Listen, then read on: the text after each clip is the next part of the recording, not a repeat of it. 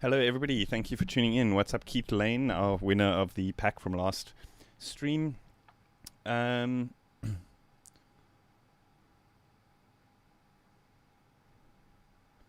Greedo, if you check on my About page, there should be like a thing that says like click here for the email address or for business, something like the contact here. Or otherwise, just pop me a DM on Facebook. Let me write down to remember to check it. DMs on Facebook are a bit difficult because the interface is a bit screwy, but I must definitely send you the code. I haven't actually generated the discount codes yet because I haven't done like the upload and stuff to the shop, but as soon as Friday hits and the thing comes out, you guys will definitely have the discount code by then. Cool, so my idea for today is I've got a bunch of whips, work in progress tracks. I'm pretty happy with them, but I'm getting to the point now where I kind of want to start like putting together the album, and I want to start comparing like how they kind of sound compared to each other. I want to start doing a bit of referencing, but I also figured this is a cool opportunity to kind of show you guys a little bit about my referencing, how I go about like once I've finished a track to go about like the final referencing process, what things I look out for, and that kind of stuff. So, yeah. I think one thing that I like noticed when I was referencing some of these tracks is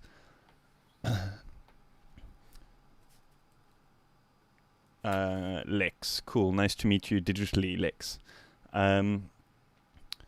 Some of the tracks, there's like a difference between like the low end and the mid range. Basically, a little bit about like the story or the journey of the album is it kind of starts with a little bit of a kind of more Zenon-esque kind of forest prog kind of thing. It moves into more of a kind of like slower, groovy kind of thing with a couple of tracks here, and then it kind of starts to edge slightly towards the more melodic, full-on type of prog thing. So there's a variety of different kind of styles that I try to incorporate in the album, and while referencing like different tracks in different sort of subgenres, now that I'm kind of putting together the album, I'm noticing there's quite like some differences in certain like the low end of certain things. So generally speaking, I mean, what I'll do is, I mean, you guys probably know well if you've been following my channel and stuff about how I kind of use Curve EQ to kind of get a kind of reference. Hitesh, hello from India. Hey dude, hello from South Africa. So here what I want to do is like I want to get like an imprint of some of these kind of more full-on tracks and try like apply to see like is my ear correct in hearing that kind of difference. I think one of the tracks that I'm pretty happy with the mix of is this At the Brink. I think it still needs a little bit of work in terms of the arrangement and stuff, but like I said, especially when working like towards a release or an album, putting everything in like a single project like this and comparing the tracks and seeing how they kind of move into each other and how they transition into each other is a nice way of being able to tell like if a certain part maybe needs a bit more energy or something like that. So before kind of finalizing stuff like that, I generally do this kind of thing and then check, okay, maybe, because for example, like maybe I was feeling like more productive in a certain session, like with this one or this one, and maybe slightly less productive in this one, and there's like maybe a bit of an energy drop, but you kind of want to retain a certain amount of energy throughout the entire album. So what I'm going to do now is try find these parts which are maybe sticking out and maybe need a bit of work throughout the entire release as opposed to singular tracks, if you know what I mean. So yeah, this video is probably not going to be too much kind of production, sound design kind of things. I guess it's more of just kind of showing you guys where I'm at in the last little while, what kind of stuff I've been producing. Obviously, I do have still the full-on stuff that I'm doing as well. You guys will see in my like some of my later videos and stuff.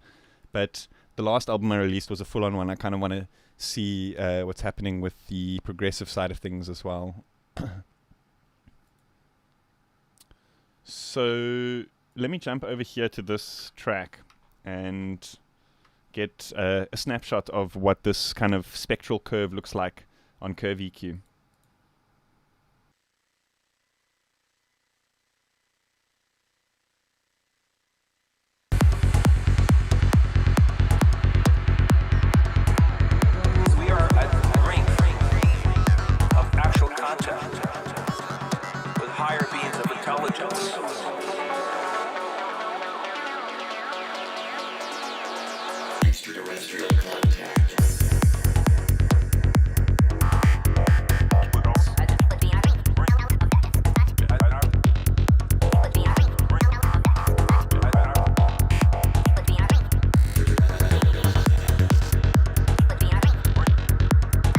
actually going to let it play a bit into somewhere where there's like some more hi-hats and things. I can get some of that stuff. Some more full spectrum part of the track.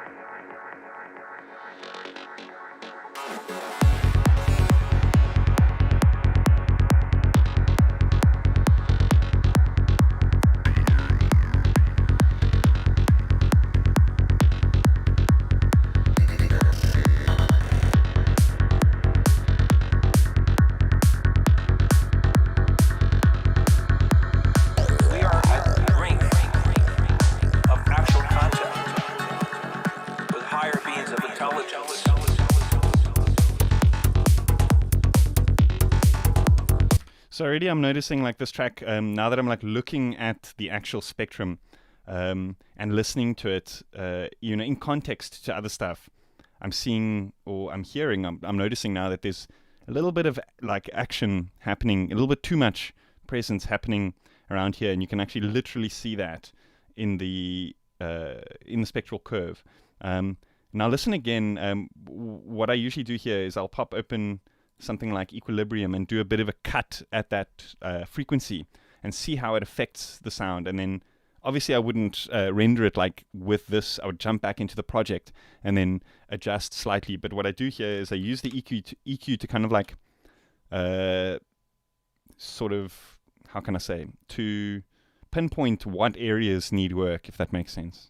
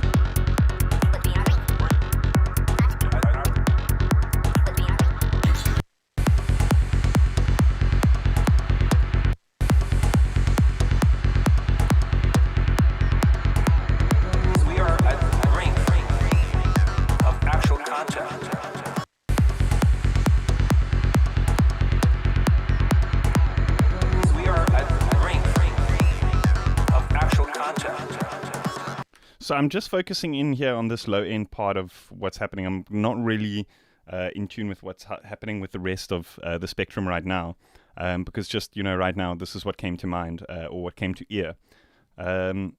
This white spectrum here is the curve from before I applied the EQs and stuff. And Lemon Chill, I love Vox and Go plugins. Well, the coolest thing about Curve EQ is it's free with Cubase. So I love Cubase too for that very reason. So this white line that you're seeing on the screen is essentially the spectrum curve from before.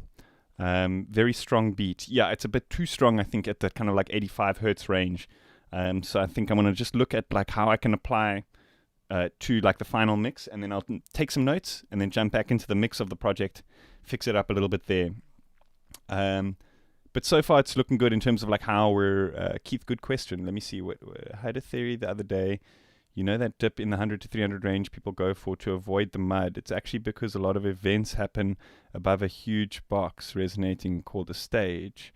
So it makes sense in that setting, but does that fit into home listening or streaming or headphones? I generally find that a dip between that kind of like, or around the sort of 150 to 500 range, it does give you a little bit more clarity in the low end, because so this is actually something that I explained in a video I think that's coming up in the next few weeks that I've been planning.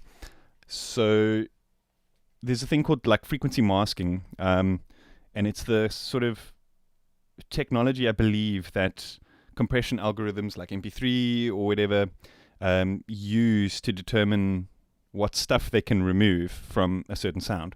Say, for example, there's a very present sound at this frequency over here. We're not going to be in tune to any sounds that are happening to frequencies around that if there's a sound that's a lot more present in that range. So, for example, then what MP3 does is like, okay, well, our brain is, if there's a sound happening here in the music, we can remove this and this and this and remove certain bits or whatever, and you're not going to hear the difference. But by the same deduction, if you apply a slight dip here, you're going to get that slight extra clarity because there's no extra kind of information for the brain to sort of process. Or there's less information for the brain to process. And it's a similar thing here at the top end. But I'll probably get to that. I'm sure there's a few tracks here which I've gone a little bit hasty with the high frequencies, and we can talk about a few things there. But the dip here, it's something you'll notice with like almost every single EDM, any kind of like 4/4 dance music, you'll notice a bit of a dip there. And generally speaking, I find that it adds a bit extra clarity regardless of the listening environment.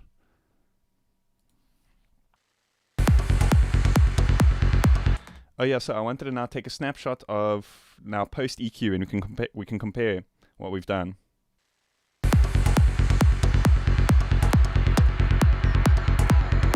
We are at the brink of actual contact with higher beings of intelligence.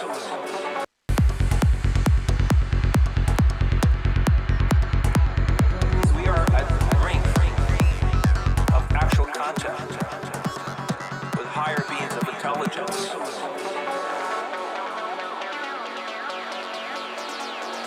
Extraterrestrial contact.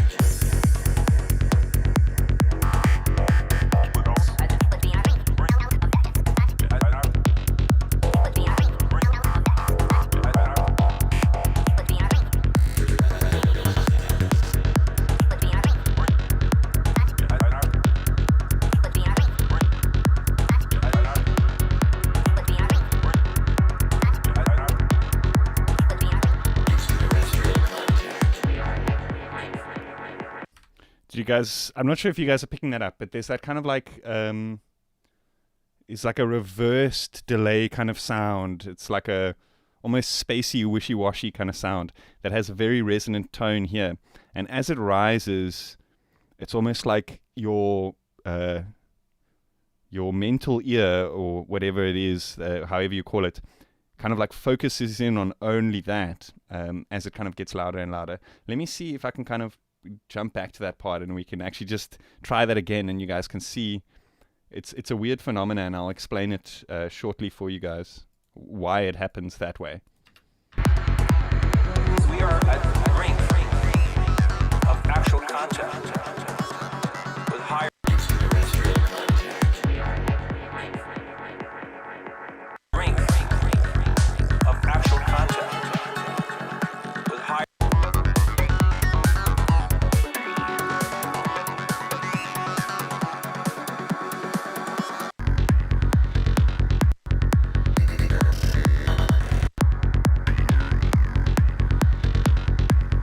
I can't find it now.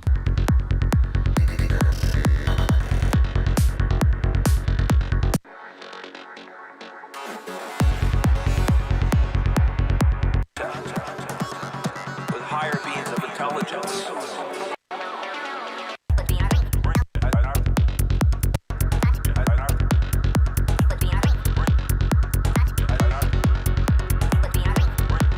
There.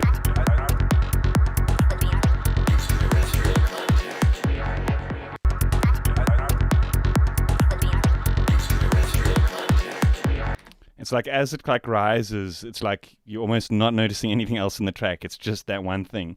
And there's a very particular reason for that.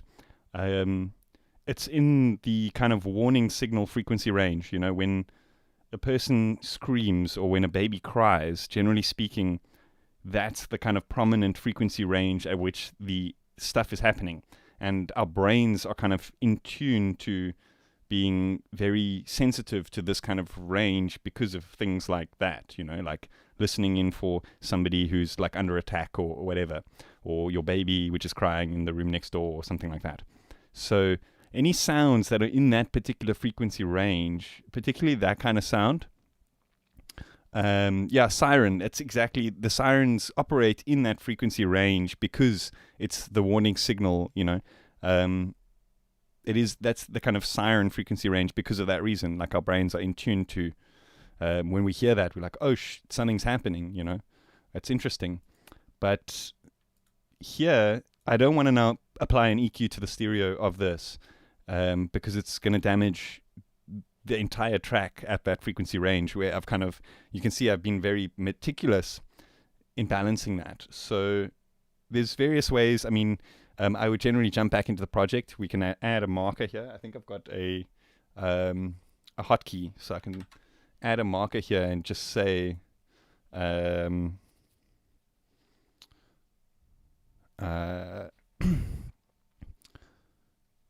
interesting. I never considered that.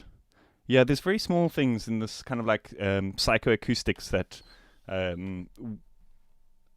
like the kind of brain just naturally does, and when you kind of like understand these things, you can kind of use them to your advantage and stuff, like for example, like something like a minimal track is going to sound like it's much better mixed because there's less like information for your brain to kind of process. So, or it'll be easier to kind of mix and get a kind of like good sound for a minimal track because there's less information happening for your brain to process at each time.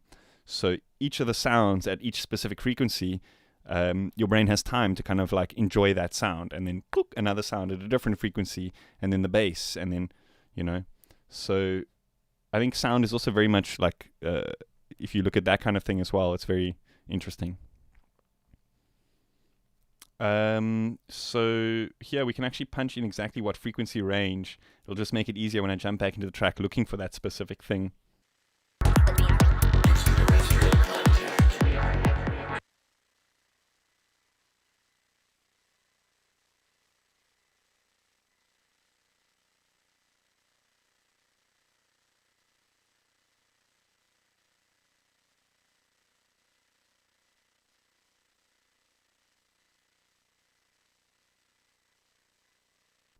The mic was off.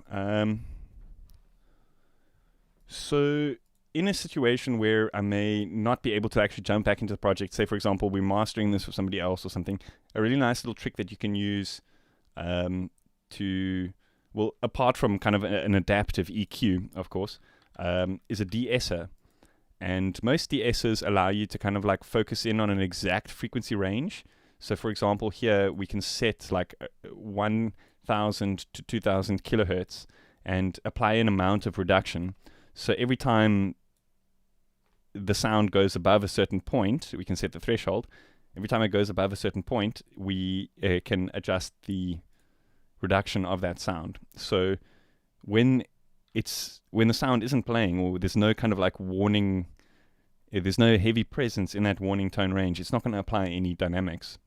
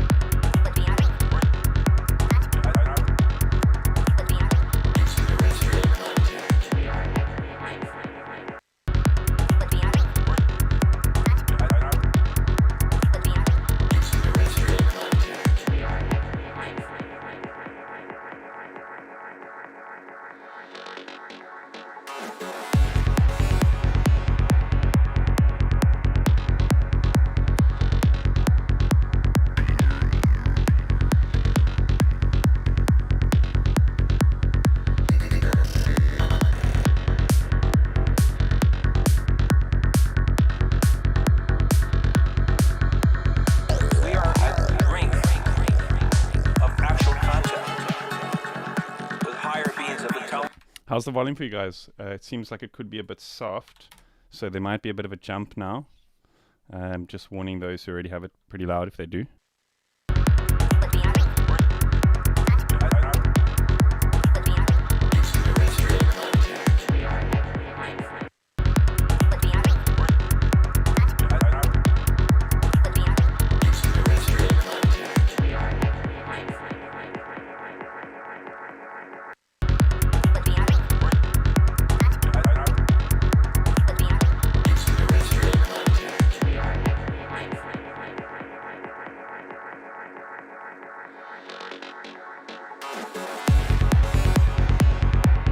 So it also looks like I've mixed this one a little soft. Generally speaking, like I mix my tracks to about minus 6 dBs, but it looks like I've mixed this one to about minus 8. Is it way louder than my mic? Well, it kind of supposed to be, because some people want to put the music like loud and stuff. So we can put on something like just to do it like all within the plugin. Track Control is pretty cool. It's a free plugin from DMG Audio, but it's essentially just like an extra little extra track controls within a plugin. Mic is a little quiet. Let me see if I can boost my mic in Windows real quick.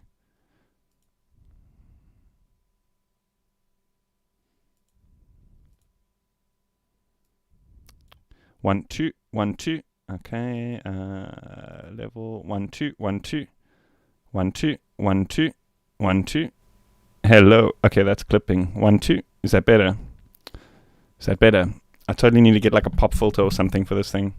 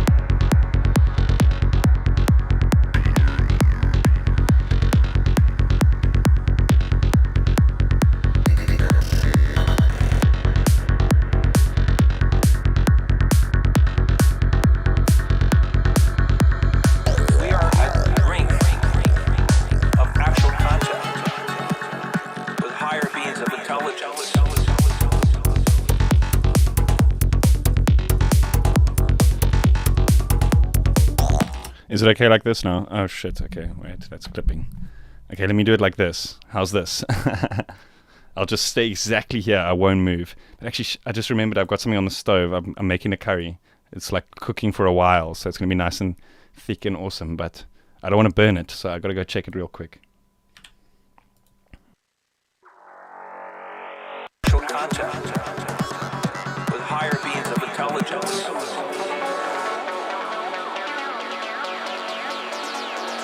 Extraterrestrial contact.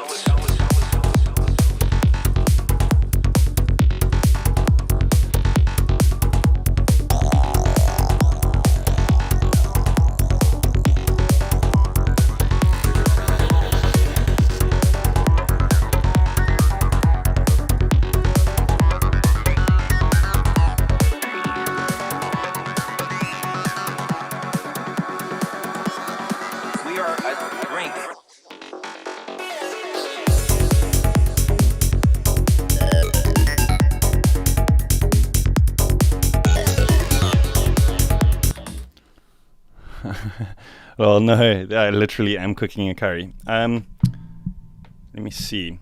So I don't know how many of you guys do like the outside of the room test. So it's like when you like stand outside the door and listen to like the bass. So previously I was kind of getting a bit of like a wompy kind of like low end from the track. I wasn't really hearing that transient. I guess it's like a similar effect to like if you're at the festival, you can kind of hear the bass a lot further away. If you know what I mean. So like the outside of the room test is pretty good. You like go out, close the door, and you can like just focus in on like the transient of how like the low end is like hitting the wall or whatever. But anyway, it's now that I've adjusted that EQ a little bit, it's sounding a little bit better. So I'm definitely going to look into jumping into the track and actually fine-tuning the bass and the kick a little bit more. But let's go to a part which is like full spectrum with Greedo. You also do it. Okay, great. Cool. I'm not crazy. You also do it, Bludge. Okay, great. We all do the outside the room test. So I want to find a part which is like a full spectrum part of the track, like high energy with a lot of stuff happening. Get an imprint of that, and then we can go back to the beginning, the first track, and start applying, because like I said, I think the bass in the first track was a bit too heavy, so there was kind of like that difference here.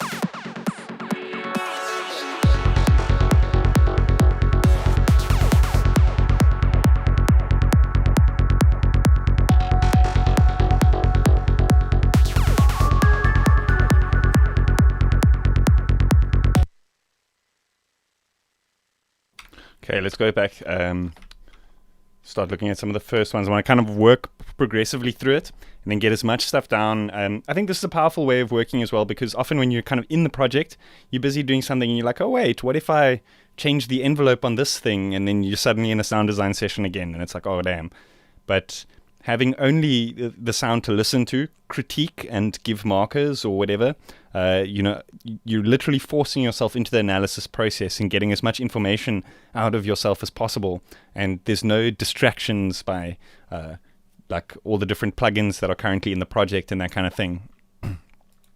So for those of us who are just tuning in now, the kind of story or the progression or journey of this album is it kind of goes through a variety of different kind of styles.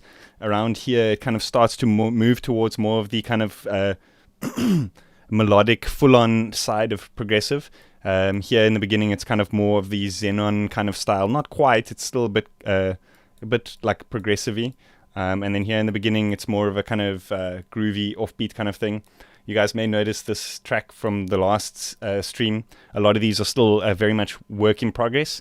Still need quite a lot of work. But I think like this At the Brink track, I'm pretty happy with where that sounds sonically. So I'm going to kind of use that as the kind of reference to analyze a lot of the other tracks in the album. So anyway, let's jump into the first one.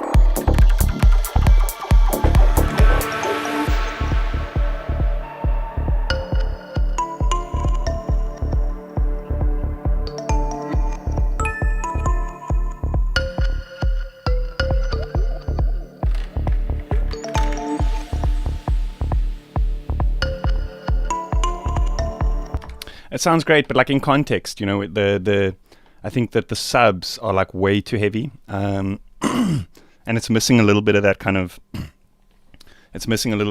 like 80 to 90 hertz kind of punch. So let's just check out what like we can do with an EQ. Sounds like Merkaba. Yeah, that was like it was like while I was busy doing the kind of like Merkaba tutorials and stuff, I was like, you know what, let me apply all of the stuff that I've kind of like analyzed, but not recreate one of his tracks, recreate one of my tracks, but with all the like techniques and that kind of thing. Very clear sound with my Bear Dynamic headphones. I'd imagine so, because I used Bear Dynamic headphones a lot with the mix of this one. Which ones do you have? I think level-wise, this track is sounding good in terms of the volumes and stuff. I think it's just that kind of a little bit of that subs, and I don't really want to do too much to the mids and the tops. It's got that really nice kind of spacey vibe to it. It's a lot of space in the mix. And so, when certain sounds come in, they might sound a little bit too loud at certain frequencies, but there's not much else happening. So it creates a bit of tension because you're focusing in on specific sounds. It's kind of like what I was saying earlier about stuff that's more minimal. You kind of have this a bit more freedom to play with stuff sitting a little bit out in the mix and that kind of thing. DT880 Pros, good choice.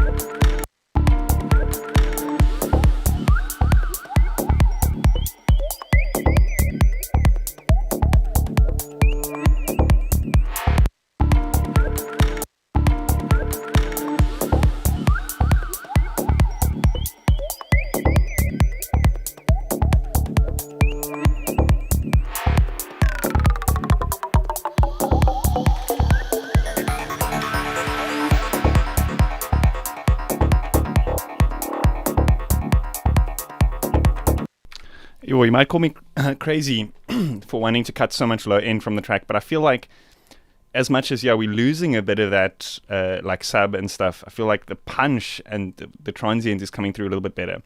So we can maybe do like a bit of a cut boost situation to try and make up for that a little bit. Often like when you're producing something and you start to cut out low end, especially like when you're in the moment with the track, like when you're in like, when you start to remove like 57 hertz, it's like, no, I don't want to destroy the space that I've sat for hours creating. But like only once you like put it up into context with other stuff. For example, the previous track, you're like, wait a sec, that sub is too much,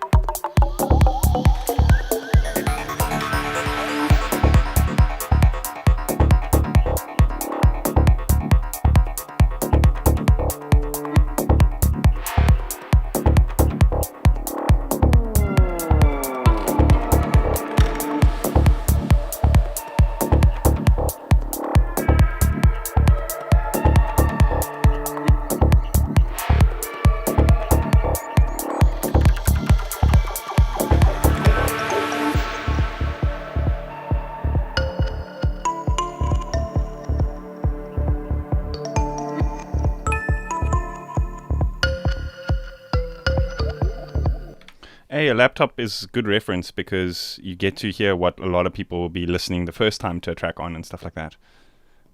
Your phase, kick and bass alignment. This is on the stereo of the track, on the stereo, like the master right now, and I'm also not using a linear phase EQ. I'm using a minimum phase EQ, so there's much less phase stuff happening. But also, if you're doing it onto the entire project, there's no any delay that's happening is happening to the entire stereo, if you know what I mean.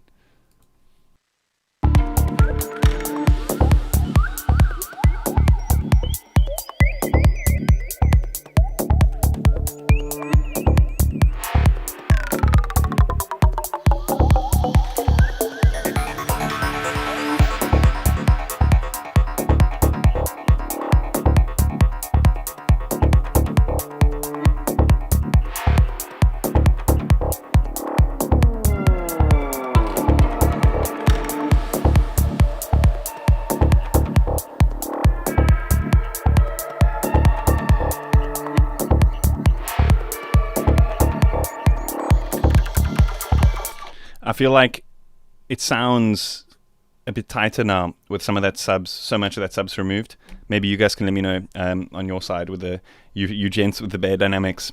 I don't feel like plugging mine in and changing Sonarworks and everything now.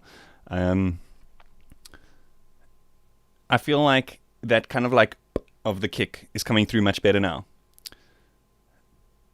Are you also cooking a curry, my dude? The of the kick is coming through much nicer now, and with this kind of Xenon-esque style, that kind of like prominent like mid-range kick and the like deep FMs, like those like stabby FM sounds in the stereo, those need to come out a lot in the mix, if you know what I mean. So I feel like removing some of that subs did that thing I was explaining a little bit earlier, you know, with the frequency masking, and now we're kind of like really focused in on that like punch of the kick and that kind of like deep FM kind of stuff that's happening as well.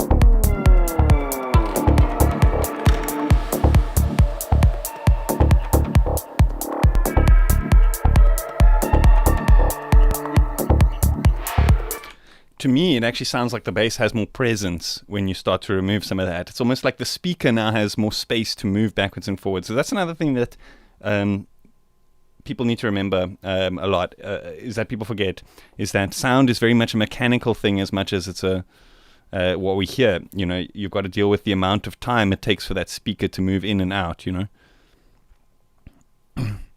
Sounds good. Cool. Srivatsan just tuned in. So what's happening? So I'm just analyzing a bunch of whips that I got at the moment that I've been working on in my kind of progressive sci project, and I'm comparing and writing notes and analyzing them to go back to the mix and make them better, and then hopefully release an album.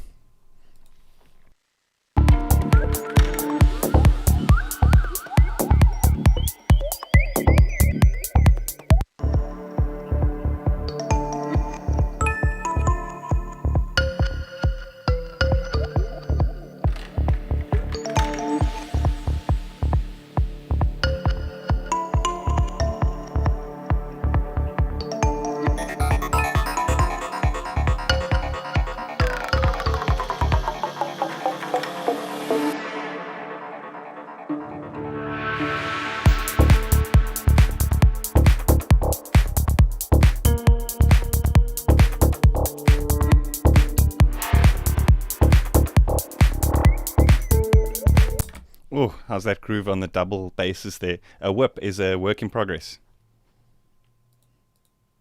A whip is a ride, bro.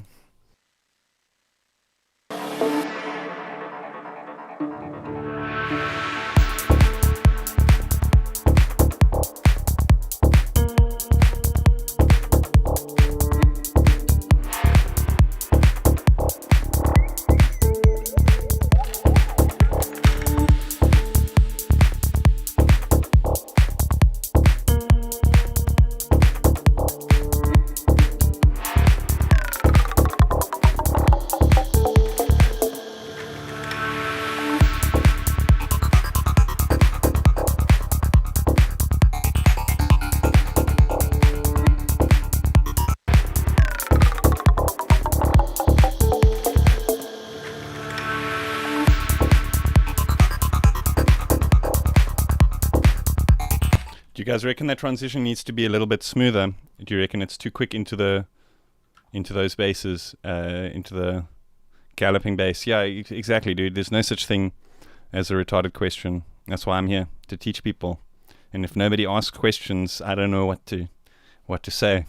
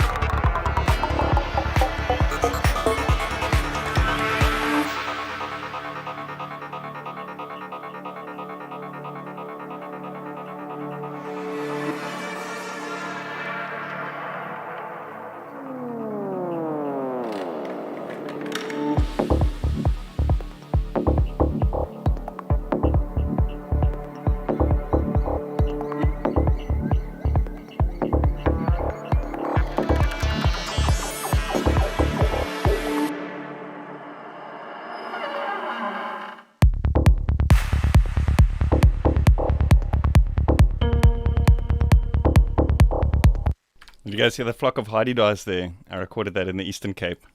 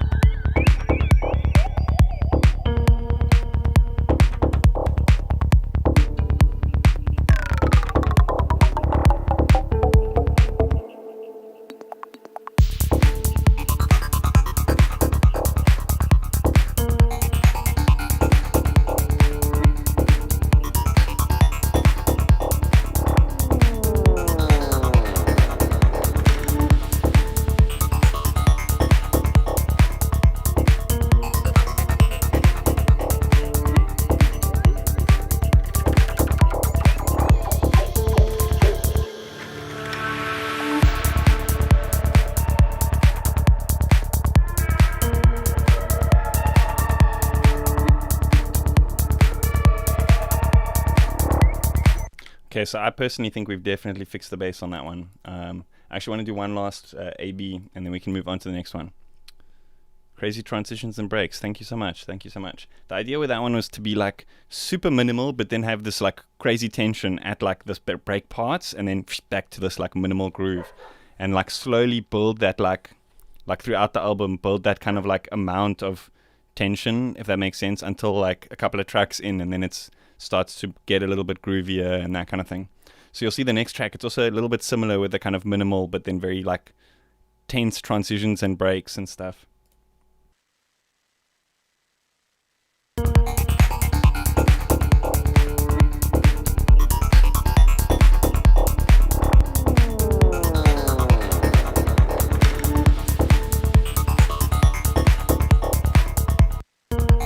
I actually think that there's a little bit too much of like this happening now. Maybe we can just like tune this a few frequencies down and lower the amount of Q.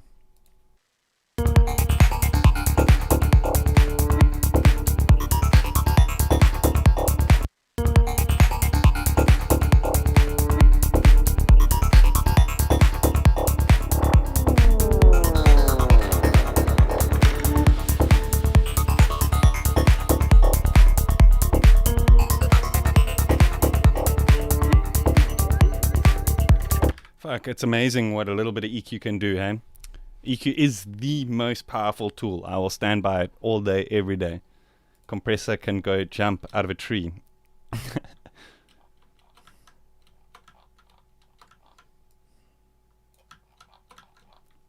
Okay, let's look at the next one.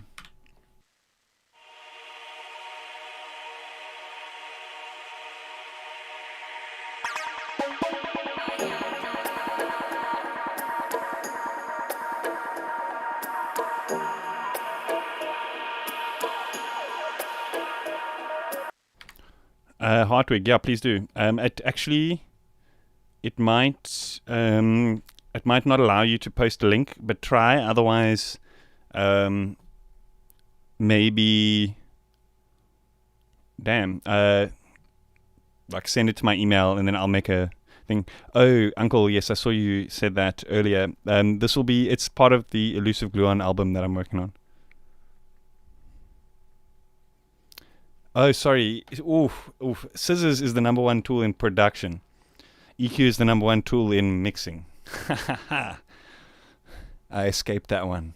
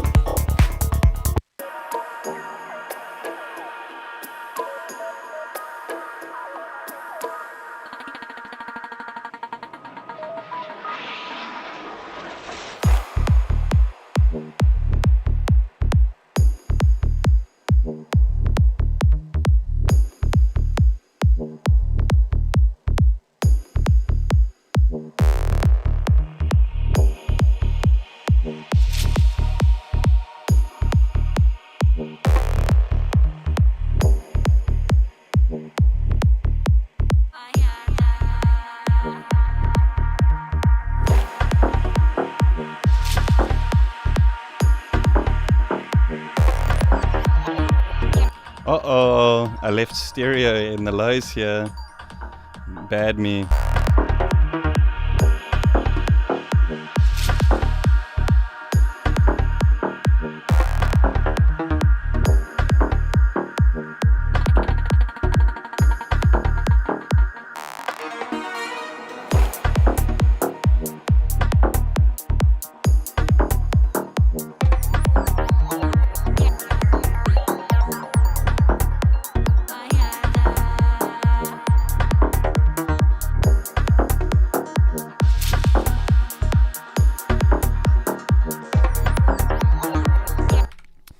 Progressive is very much about progression. It's very much like groovy, minimal. It's, in my opinion, it's a bit different nowadays. When you kind of look at a lot of the progressive out there, I think nowadays progressive has a lot more to do with like full-on and EDM. But like the true idea of progressive, like if you look at like a couple of years ago, it was very much like a more minimal, often more melodic, but not in terms of just like more melodies, in terms of, I guess, more thoughtful melodies that go somewhere. A lot of full on is that kind of like 4 to the floor acid leads, you know, a note on every 16th. Whereas I think progressive is a lot more about removing notes to create more tension and that kind of thing. That's just my take on it. Maybe that's why it sounds a little bit different to a lot of the progressive that's out there. But also, I still use a lot of influences from the current kind of modern progressive. You'll see, like, as the album progresses a little bit, there is a lot of kind of like offbeat influences and stuff.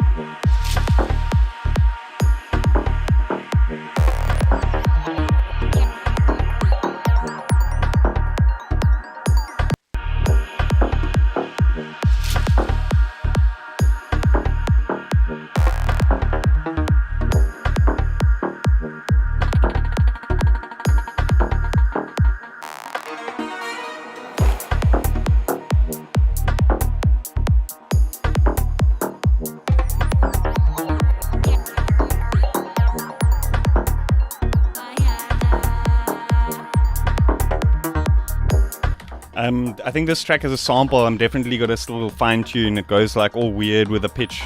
And I remembered now that I was like messing with it and didn't actually fine tune it yet.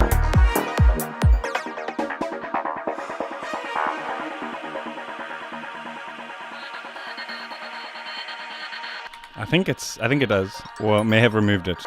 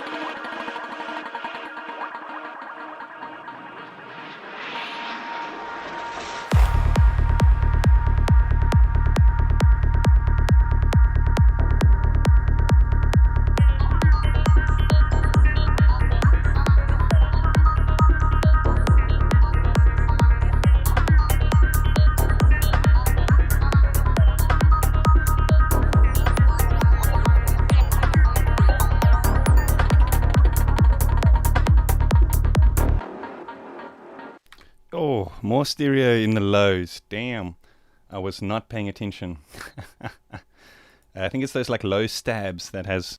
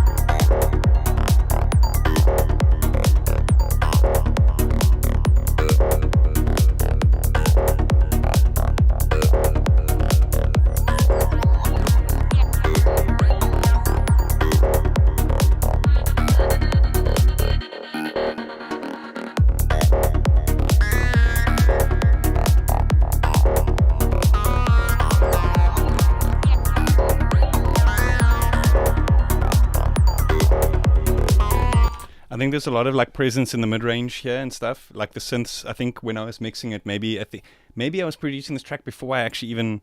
It is a bit of an old track, before I put my acoustic panels and stuff up. But there seems to be a lot of like mid-range and stuff happening there. So also... There was another... how will you get rid of the stereo information in the low end? So, for example, it was like certain sounds that had the stereo information. So, like, it was that kind of chord synth. So what I would do is I would just put a low cut on there, and then there'll be no information in the low end, stereo or in the monos.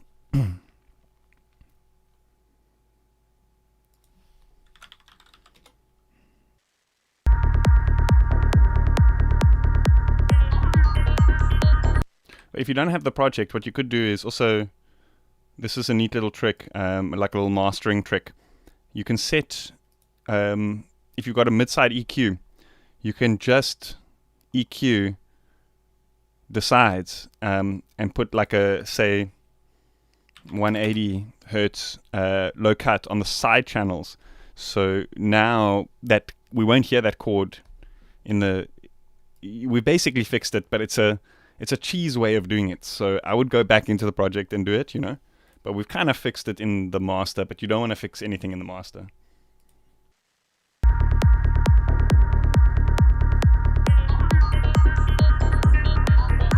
So that low plucks aren't there anymore because we've kind of applied a side EQ.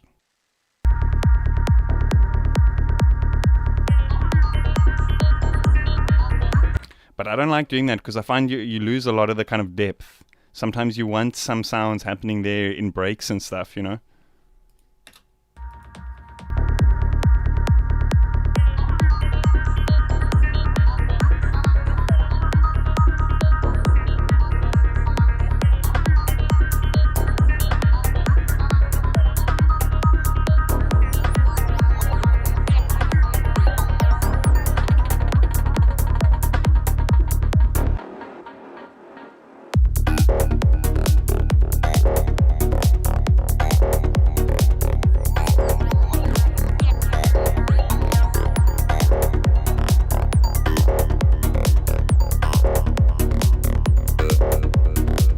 I feel like the subs are a little bit loose here, though. We can maybe clean that up with like a low cut.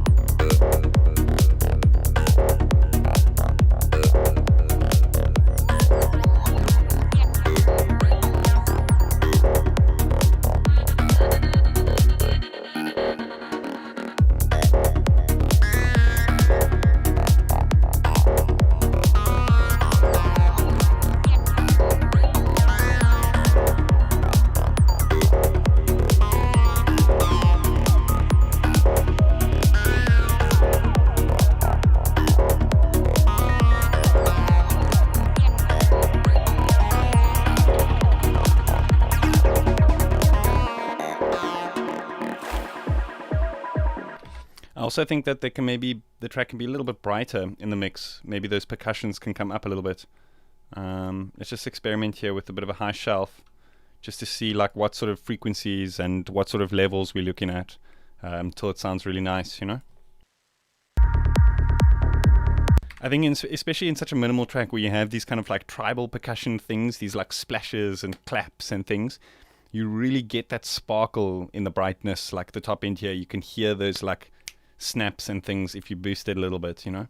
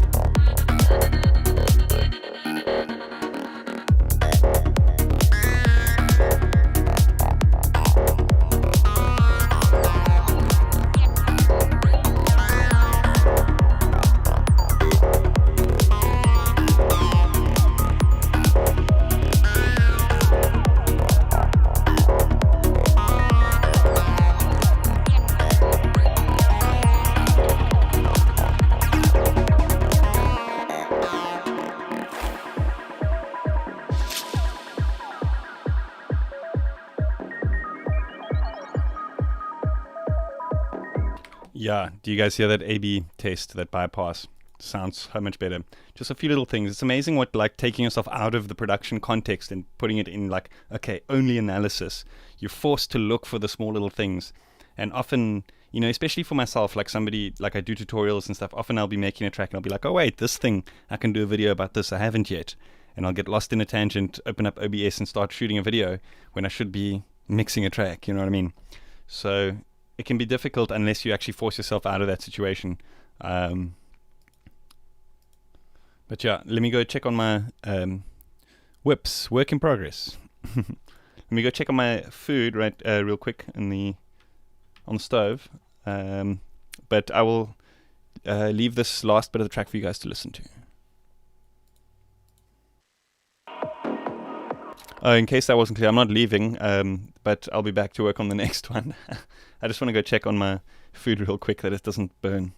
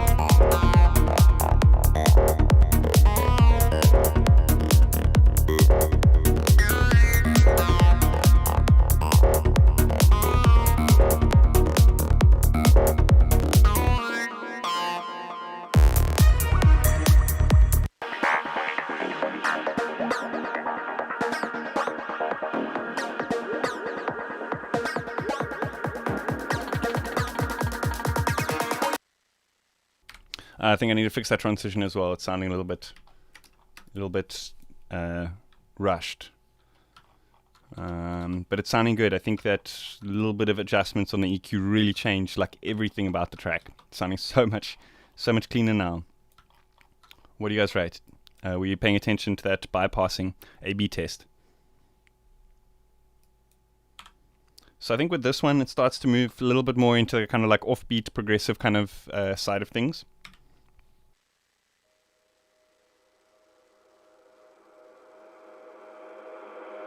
I think this one has a hellishly long intro. I actually do need to change that.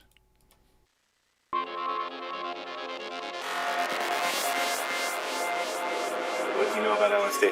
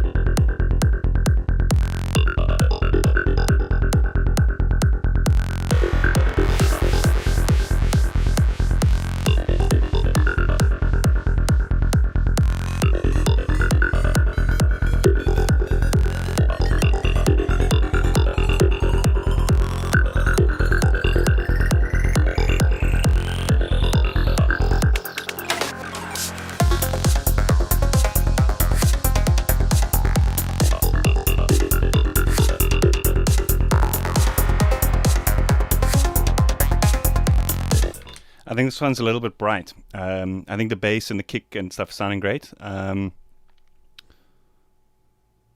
Stranger Things. I'm missing some questions here. Are you releasing with a label or individually? I'm doing it solo. I'll probably do it on Bandcamp. How many tracks does the album have, and how long did you work on it? This particular track I started like literal years ago, but I only recently like opened it up, and I was like, you know what? I really like the way that simple ARP just rides, you know. The bass and the kick and everything was terrible, and I was like, that simplicity of that pad and that ARP is like it can carry a whole track, you know. So I remade it along that line, you know. Is there anything on the 2-bus? What's a 2-bus, man? You mean like the master channel? I've just got Elephant, but it's like with default settings just boosted by 6 dB, just to get a level coming out nice and loud for you guys. But it's another thing that I do in the analysis process is to put a quick mastering chain in inverted commas, just to hear what it sounds like in that condition. You know what I mean? Will you make some post video when the album? Yeah. I'm still quite deep in working with it, you know. So a lot of the stuff still needs quite a lot of work. As I'm you know, unpacking things, I'm seeing it's needing more and more work. So I'm not sure when it will be, but yeah. This one, I think I like the kind of lows and the mids. They're sounding great. I think it's a little bit bright though. We can maybe put in a bit of a shelf at the top.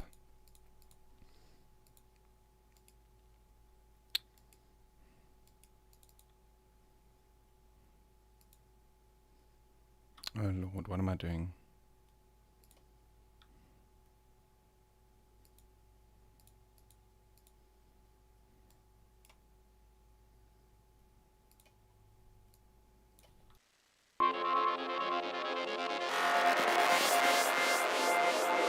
What do you know about LSD?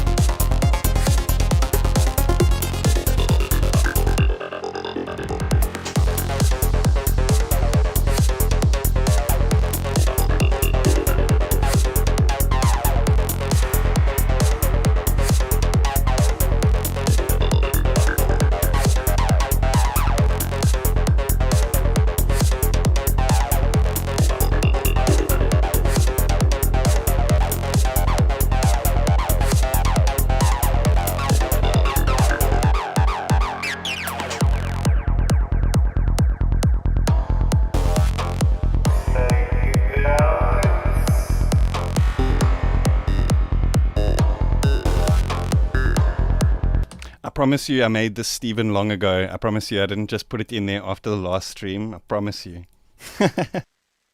It's like sounds exactly the same. Can you believe it? I think I did this one with Serum.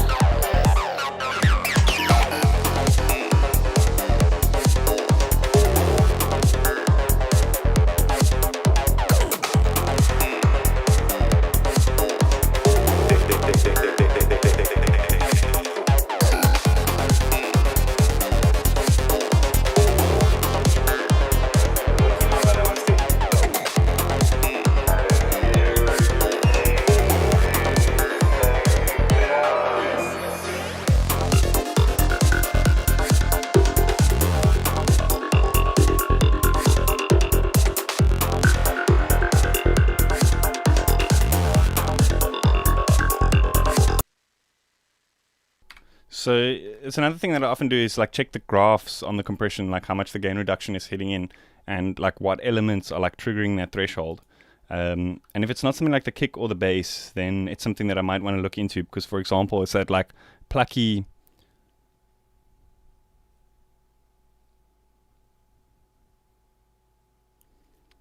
What tempo? I actually can't remember, to be honest with you. I think it's like 135, 134 maybe. This, do you mean this metering tool over here? This is Supervision. It comes with Cubase. So here it was that like low like thing that was on the kick has some transient, and together with the kick it kind of hits that threshold. So I just want to like note that so I can go into the mix and actually low synth pluck has transient, has lots of transient.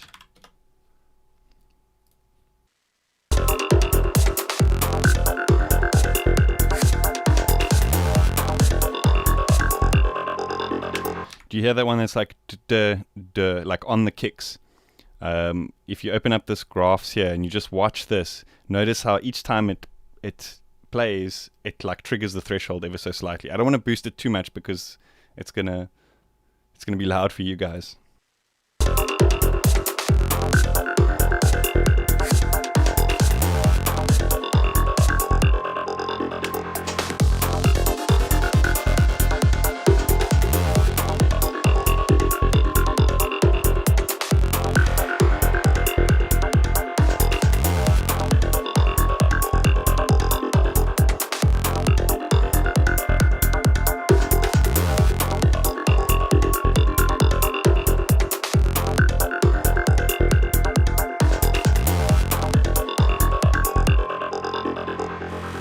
Yeah, it's always important to like A/B test and bypass and see like does the thing that you've just done make it sound better or worse.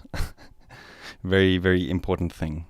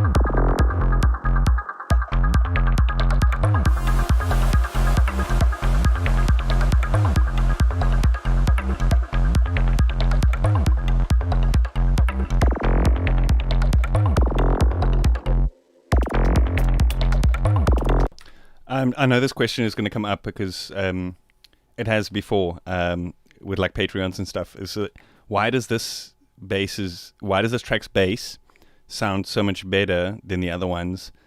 It sounds so much like bigger, but there's the same amount of stuff happening on the spectral curve. It's because the kick is so much thinner.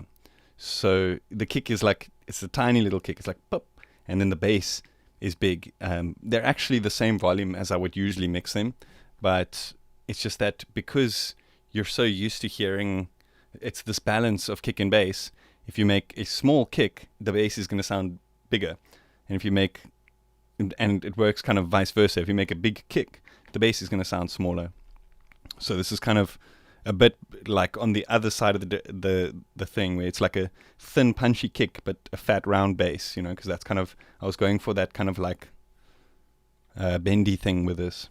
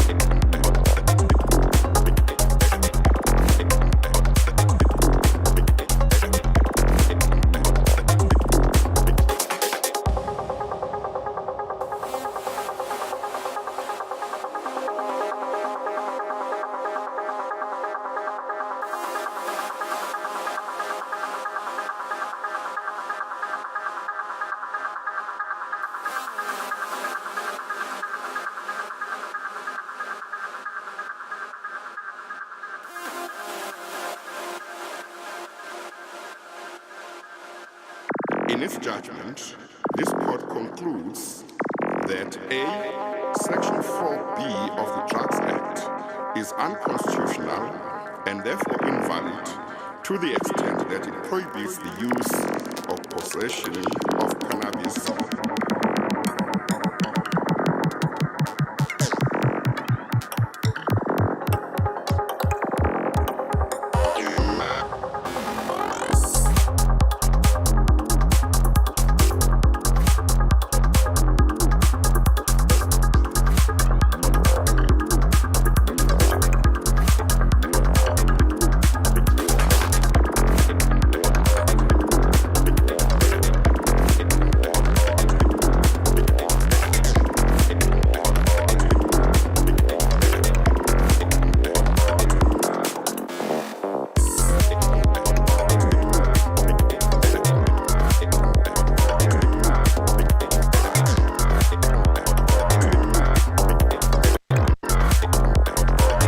I think the lows and the tops sound like perfect here. It's like just the right amount of like whatever's happening there. But I think there's like something happening with the kind of like mids that I'm not too happy with. A lot of the time, this stuff only really comes out when you start to apply like limiting and kind of like mastering type of stuff on the signal. So, but I'm not gonna remove all the blame from myself. Like I was quite lazy.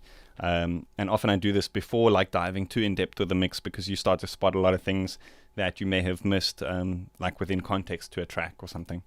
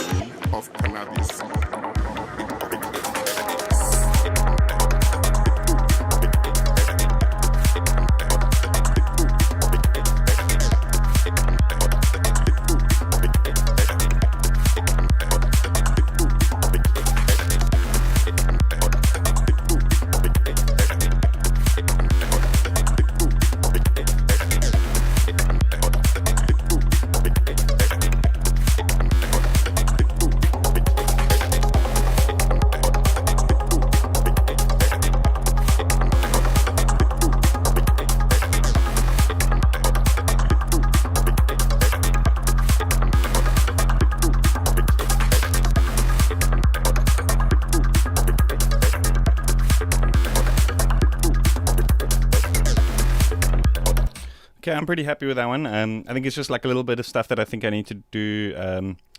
I've jotted down here. Fix the low mids a little bit, and then I think that squelch that comes in near the end is a little bit dry. I think a little bit of reverb or some like delay ping pong stuff could be cool on there. I think that could be really cool. So this is the track that I was doing in my last stream. This is probably still the most work in progress of the lot. So yeah, just bear in mind, like I'm looking at it, I can even see like, oh, there's stuff here that's way too loud and all sorts. So it's still very much a mess, but again, like having context of all the other stuff that's so much more fine-tuned, it's good to then jot down all these things that come to mind, then jump back into the project, and you've got a list of things to kind of work through methodically, like, okay, first do number 1, first do number 2, and try not to get distracted by all the things that you could possibly do in the project, you know.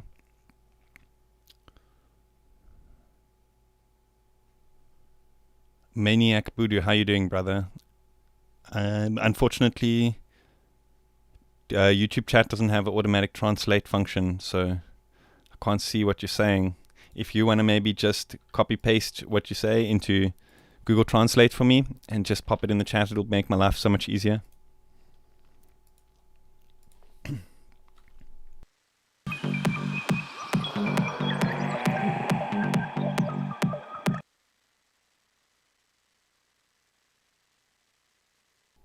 Malte Hansen, the key of this track I can't tell you right now. I can quickly work it out for you. But there's no really, I don't really choose the tracks depending on the rest of the album, like the keys depending on the rest of the album. I kind of choose the keys more depending on like the style. So with the earlier tracks, the kind of deeper, more Zenon-esque type of stuff, I generally go for a lower bass line, because that kind of sounds a bit muddier and thicker. High bass lines generally sound a lot punchier. So something I think that's just naturally come up is like as the album kind of progresses, the bass, the kind of root note does rise a little bit towards the end, but that's just because more of the fact that I was trying to create more energy in the music. I wasn't kind of choosing any key or any specific thing like that. Tight Grooves, it's the same sample that I used in previous streams, but then in like a glitch track.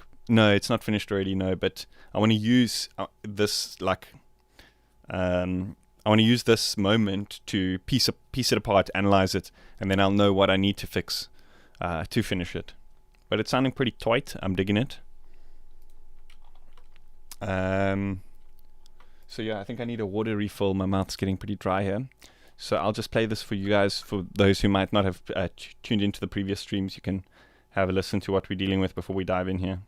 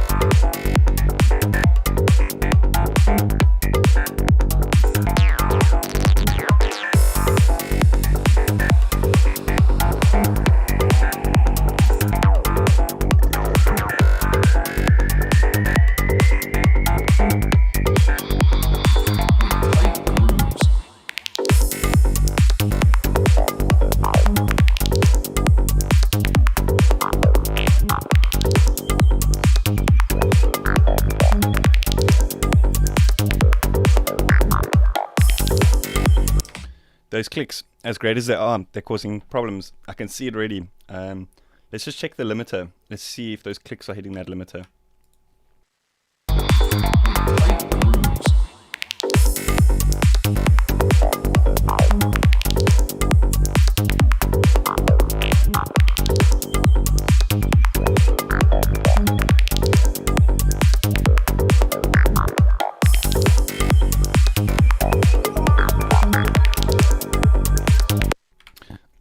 Excuse me. Those clicks will have to be sorted. You can see they're causing havoc on that limiter. Clicks need to be sorted ASAP.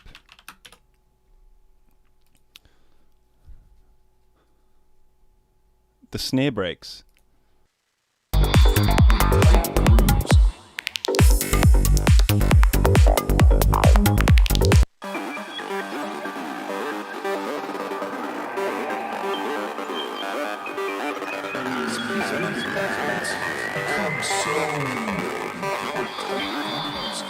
Carved into your psyche.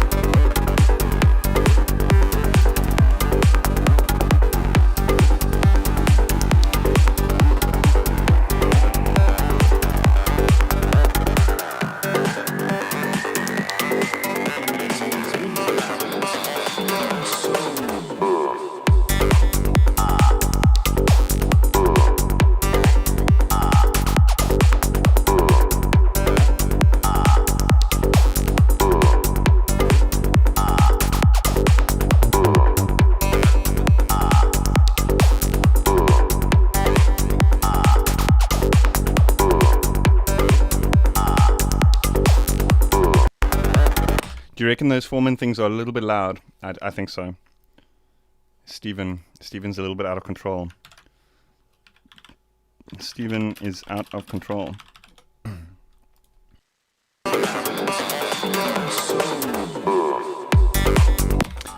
Ben Prog, is this really live? Because the subtitle is faster than your voice. So what happens is it takes like a few minutes for like to sync with the server. So like I'm streaming here, and then only a few minutes later will exactly what I say come out that side. But by the time you see it, it's already decoded the subtitles for the next few minutes. It's crazy.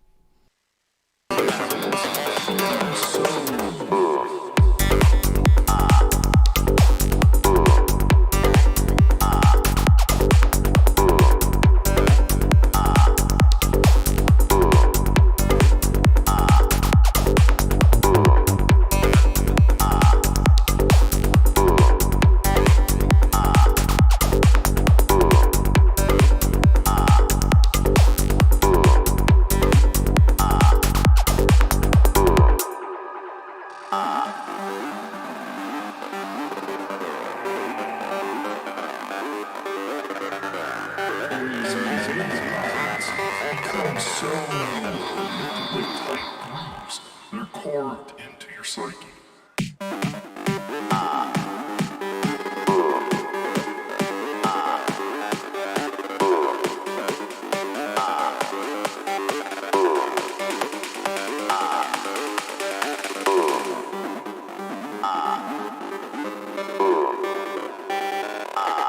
tight grooves.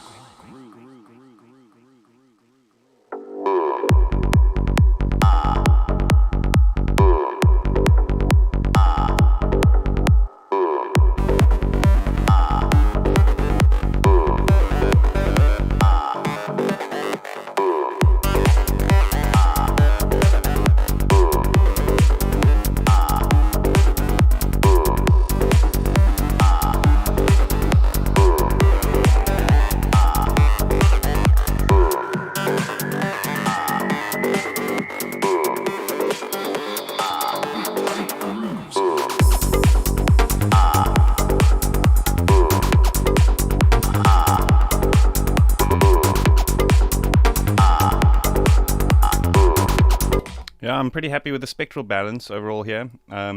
Just a few things like that formant, which is like literally glaring me in the face on the analyzer. I don't know why I didn't see that before. And then this synth over here, this kind of glitched synth, has a bit too much low mids. But I'm overall happy with that in terms of like the spectral balance of the overall mix. So I'm not going to dive into investigate with EQs and stuff too much there. I reckon we can move on to the next one. In fact, I think we did this one at the beginning. Yeah, so we've done that one. Let's move on to the next one.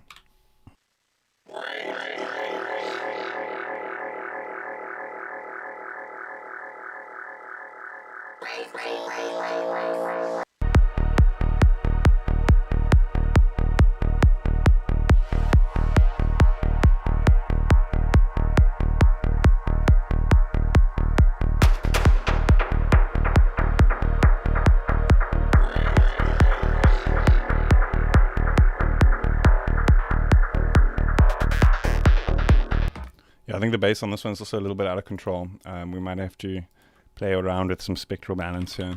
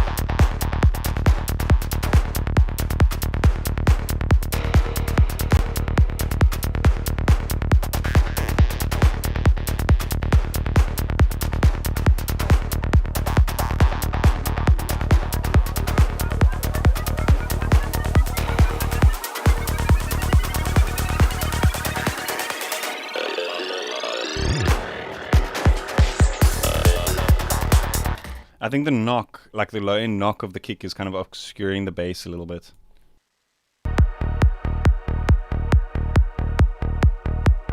It's fine here in the beginning, but I think when that rolling bass comes in, it becomes a lot more apparent.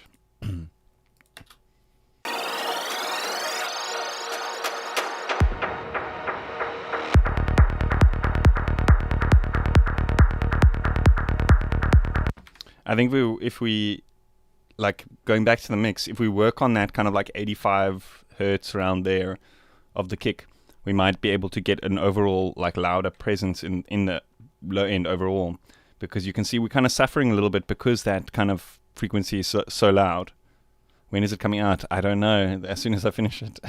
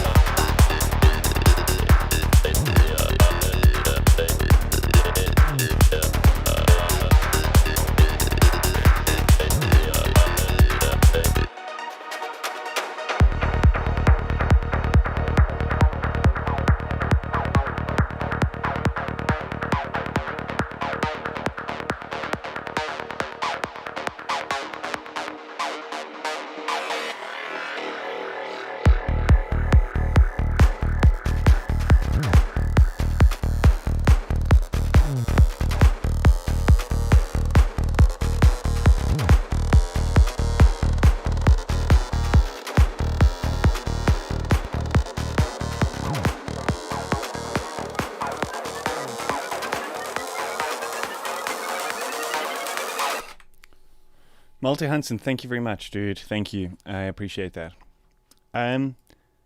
Yeah, this one makes a huge difference, eh? And it's crazy, like how often you're told in the rules, don't boost on the EQ, don't cut on higher than 20 hertz or whatever. There's so many rules, but yeah, if you just like use what you think it works the best, often it kind of like it can do wonders.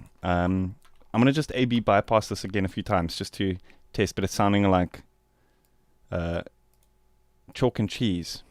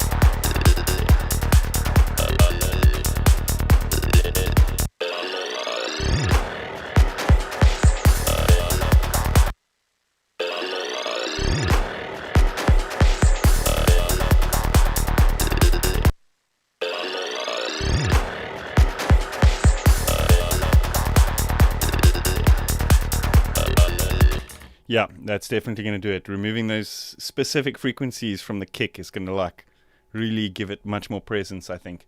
Yeah, everything just like shines with those specific tweaks. I definitely got to go back into the mix there.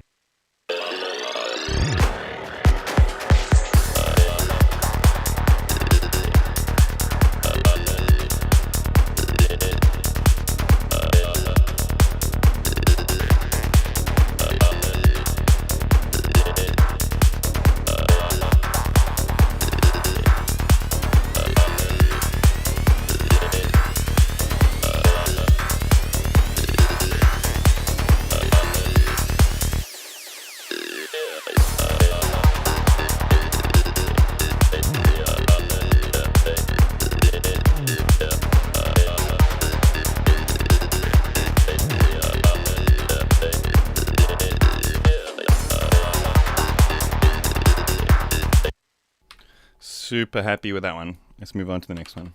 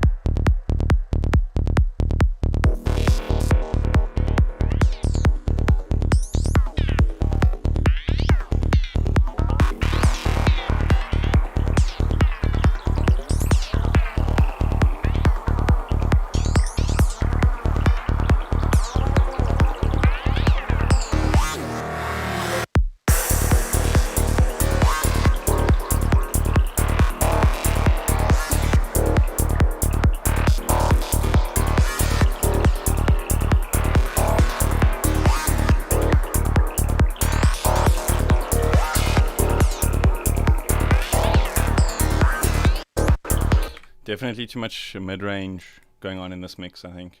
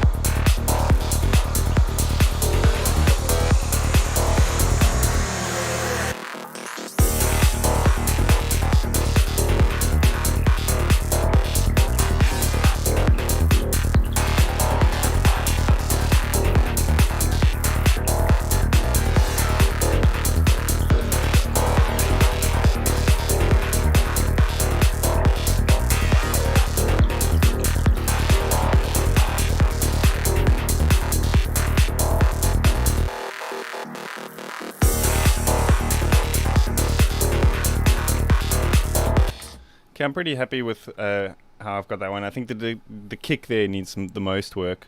I think a similar thing to the previous track, but as well as like a couple of compositional things, which what did I just do? Which I think I need to address as well. So yeah, but it is kind of like one of those things where I'm not quite sure, because I'm kind of going for this progression throughout the album of like getting more and more energetic. So actually I'm thinking like I might have to like swap these tracks around, because I think this one isn't as, it might be cool to have like right around the end of the album something that's a little bit more energetic and a little bit crazy.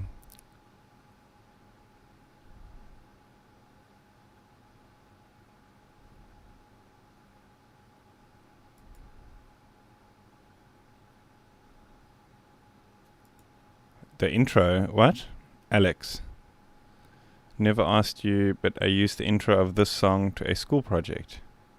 Which one? What was your school project?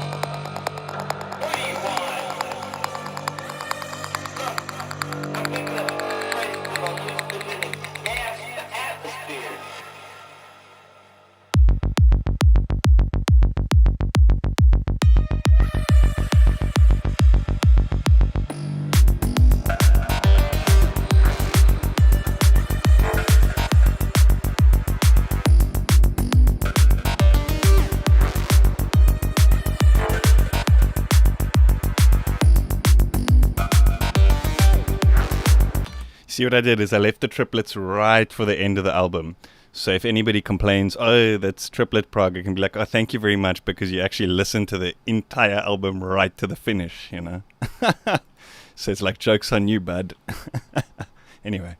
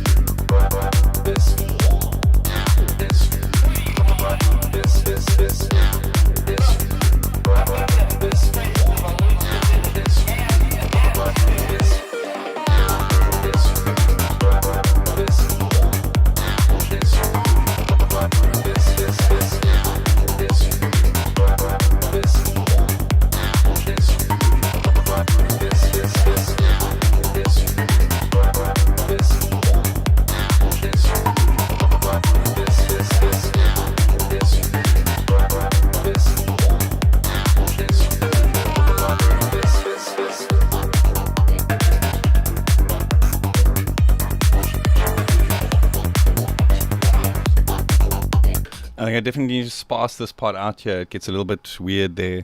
Are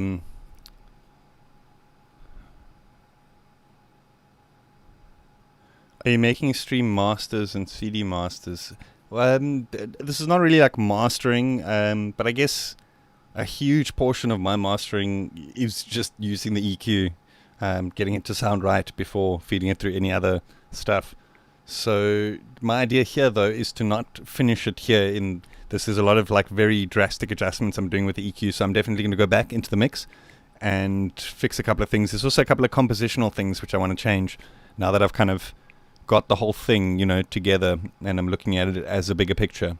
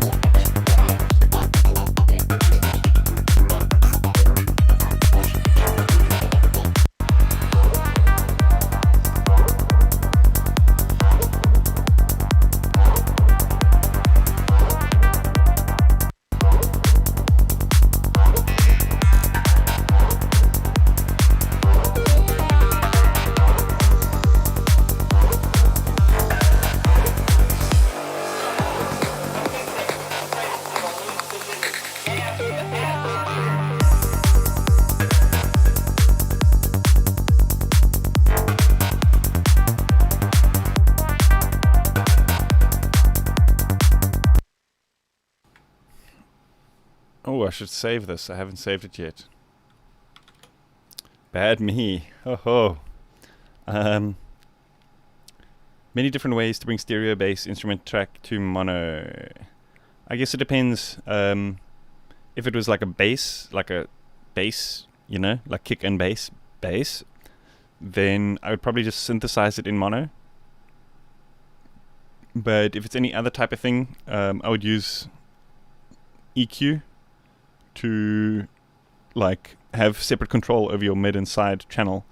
It says here YouTube is having trouble buffering. Are you guys having problems? I'm probably going to call it a day soonish. I'm getting incredibly hungry and my curry is smelling damn good from the kitchen. So I'm just going to run through like a couple of these quickly. I don't want to spoil the entire album before it's done. So I'm just going to run through a couple of these. Maybe just like the breaks to breaks or something. Just to get an idea of like tonally how everything kind of like fits together, you know?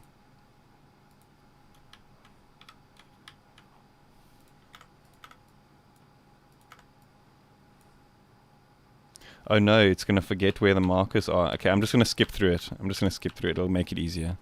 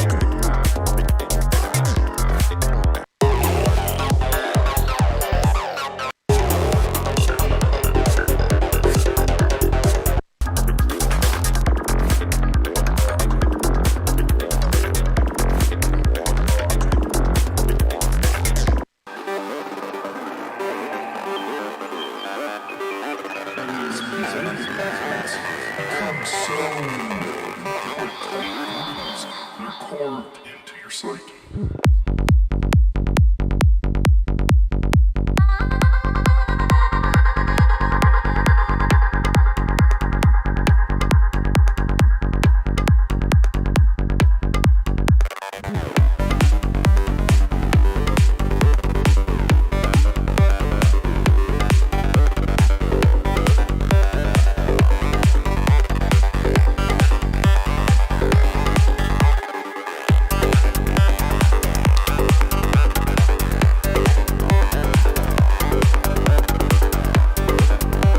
Now listening back in retrospect, like now that I've identified that the clicks are the problem, it's like almost like the only thing I can notice. Like, I blame all you guys that were watching the stream while I was making that. Like, what were all you guys thinking? Not slamming me for doing it so loud. I'm just kidding. It's just kidding. It's my fault. There was probably a limiter on, so it wasn't like hitting as hard as it should have been. You know what I mean?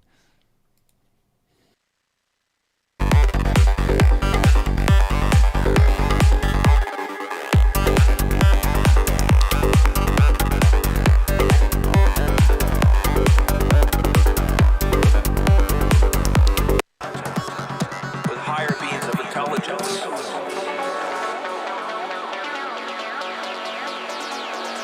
Extraterrestrial contact.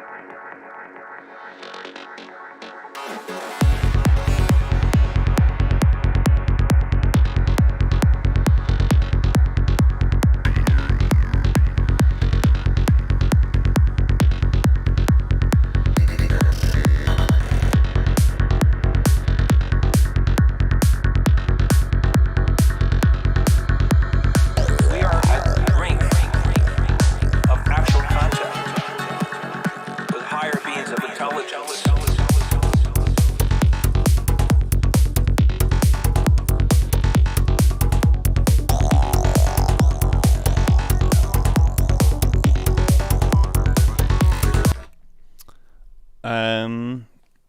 Morton Granow and Fakes. I think that's more minimal prog. Because I think that a lot of the stuff that they do is very much influenced by like minimal house. Like, I hate to, it's not an insult if anybody thinks it is, it's not. But it's because they do a lot of like harmonic stuff with chords and that kind of thing. And you don't really see that in any other sort of psytrance and that. And that's why I think they're very much influenced by like minimal house. And if you take like progressive and you think, okay, well, let me add like leads and chords and stuff from minimal house, but with a psytrance bass line, you start to envision something that maybe sounds a little bit like Fax and Morton Granow. What are whips? That's like the number one question here in the stream. It's work in progress.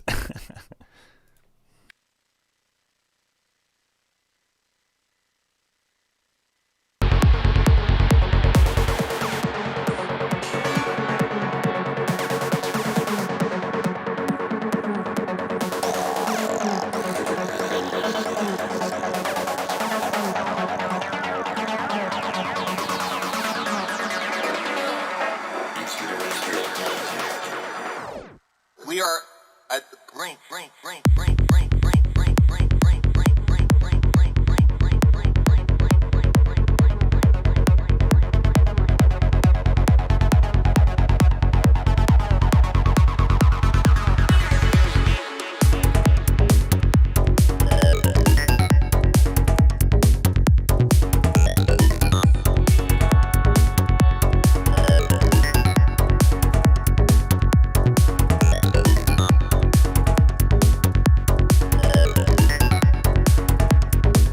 are at the brink of actual contact with higher beings of intelligence.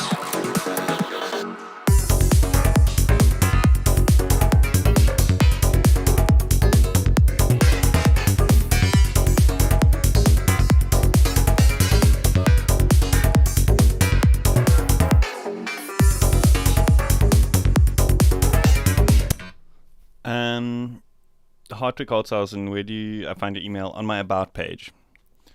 Should be there.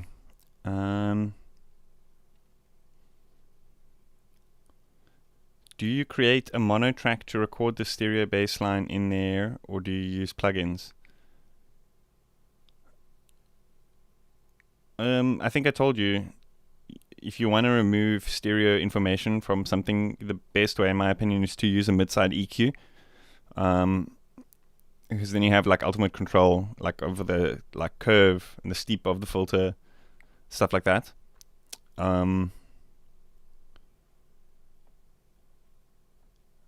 Otherwise, just synthesize.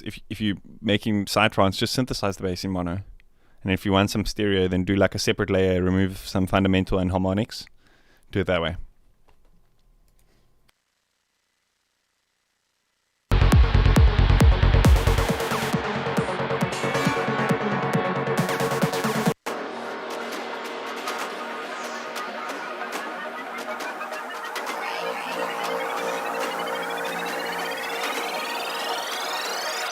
Oh yeah, by the way, Turbo Lad, just to go back to what you said, this may be a stupid question. Again, there's no such thing as stupid questions. Like, every question is valid. And that's why I do what I do. I mean, if nobody was asking questions, I would be out of a job. You know what I mean? So please, don't ever anybody feel like a question is stupid. It's the only way you learn is by asking questions, or by observing somebody else ask a question and observing the response. So questions are the way that, knowledge is moved from one person to the other. It's the way that like culture moves on. It's what makes us kind of different from animals, is the fact that we can ask a question and then pass it on to somebody else,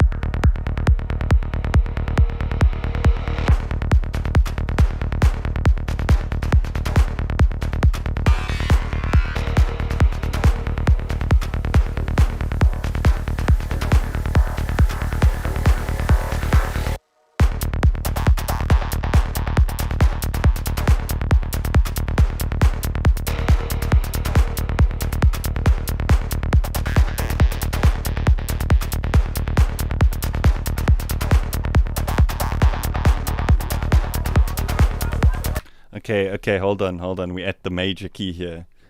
We're at the facts. Question: which would win in a fight, a Tygon or a Liger? I reckon the Liger would win in a fight because. Oh wait. It's both a mixture of a lion and a tiger. How does the breed work? Remind me, is the liger the male lion and the female tiger? Which way around does it work? Then I'll be able to answer that question a bit more accurately.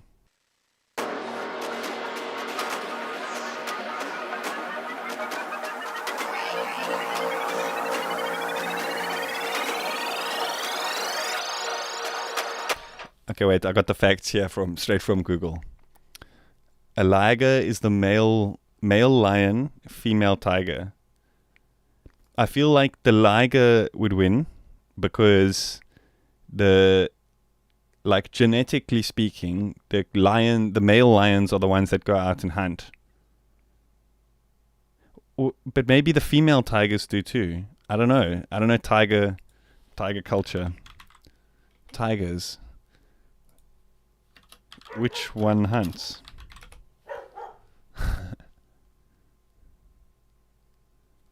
Is it the male or the female? Do we have any biologists here?